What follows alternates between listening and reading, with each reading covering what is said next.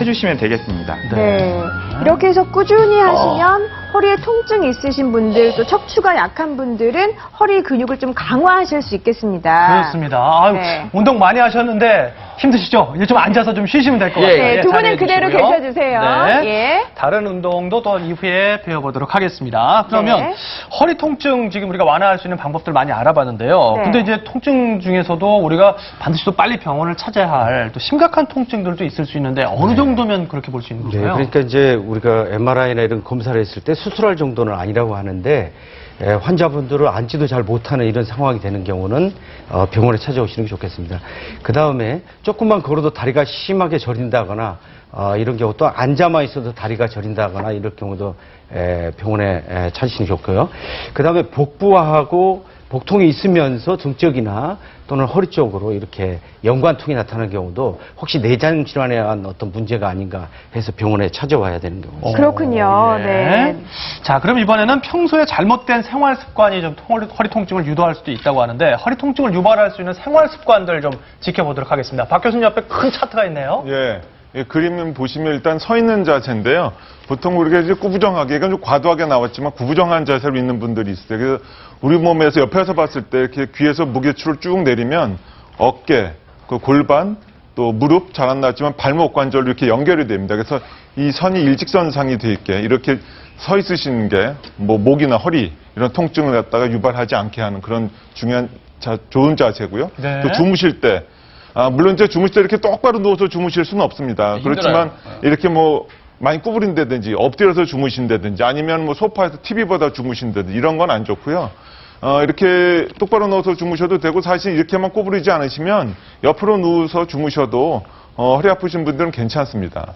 그리고 이제 우리 앉아서 생활을 많이 하는데 등받이 있는 의자를 갖다 이용해서 식사를 하신다든지 아니면 이제 공부를 한다든지 하는 게 좋고 이렇게 네. 바닥에 앉아서 등받이 없이 앉아서 오래 있게 되면 다 경험하셨겠지만 허리가 아파집니다. 그래서 이런 건 좋지가 않고요.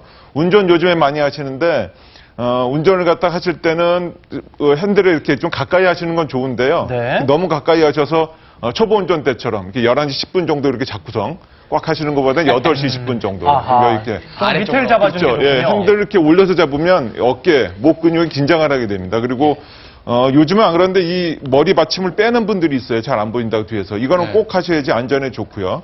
이렇게 적당한 거리, 팔을 갖다 구부릴 수 있는 거리로 해서 이제 하셔야지 오랫동안 편안하게 하실 수가 있습니다. 이게 건강에 좋지만 또 이렇게 앉으면 사람들이 우습게도 봐요. 그렇죠? 네. 뭐 허리 통증을 안 나게 하는 게 훨씬 더 우선이죠. 네, 일단 생활 속 통증을 네. 유발하는 자세를 해보면 대충 이런 자세잖아요. 그렇죠. 네, 이렇게 네. 구부정한 자세는 절대 하시면 안 되겠습니다. 네. 네, 저희가 허리 통증을 유발하는 자세와 또 교정법을 알려드렸고, 이제 두 번째, 자, 생활 통증을 많이 느끼시는 그 부위는 어디냐면요. 자, 두 번째는요. 바로 무릎이군요. 맞아요. 네. 무릎입니다. 무릎 통증도 참 많이 생기죠, 교수님? 네. 무릎은 이제 우리 몸 중에 가장 많이 움직이는 부분이고 체중을 많이 받습니다. 그래서 계단 올라갈 때나 이럴 때 무려 하중에 4배 정도를 받는다고 합니다. 그래서 네. 무릎 자체에 질환이 있는데요. 주로 이제 퇴행성, 연세가 있으신 분들은 퇴행성 관절염이 생겨서 이런 관절 간격이 좁아진다 그러니까 뻣뻣해지는 네. 이런 현상이 생기게 되고요. 그 외에 이제 젊은 분들의 경우는 스포츠 손상을 받게 됩니다. 그래서 무릎 안에 반월판이랄지 연골 손상 또는 인대 같은 게 손상이 올 수 있고요. 간혹 드물게 이쪽 그 무릎 위쪽에 있는 근육이 불편하셔가지고 이쪽으로 연관통이 나타나는 경우가 있습니다. 그래서 이 근육이 있으면은 이쪽으로 무릎 연골이 특히 있는데. 어머니들 같은 경우는 이 무릎 내측에 눌렀을 때 심하게 압통이 나올 수 있습니다. 지금 말씀하신 이게 네. 바로 무릎 부위인데요. 네네 이 부위에 이런 이런 근육들에 뭉치게 되면은 이쪽으로 나올 수 있고 또 하나 중요하게 감별 진단을 해야 하는 거는 척추에서 문제가 있을 때 척추에서 아래쪽으로 이렇게 방사통이나 이런 것들이 내려가게 되는데 그런 경우에는 반드시 감별 질환을 해야 되고요.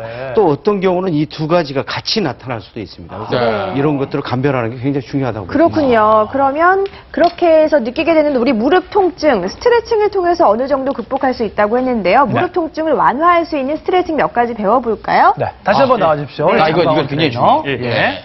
이번에는 그럼 시연자 중에서 무릎이 좀 좋지 않으신 분. 네. 알아서 나오셔서. 허리와 무릎까지. 네. 자, 앉아있는, 먼저 앉아주시고요. 자, 그 두 가지 동작을 준비했습니다.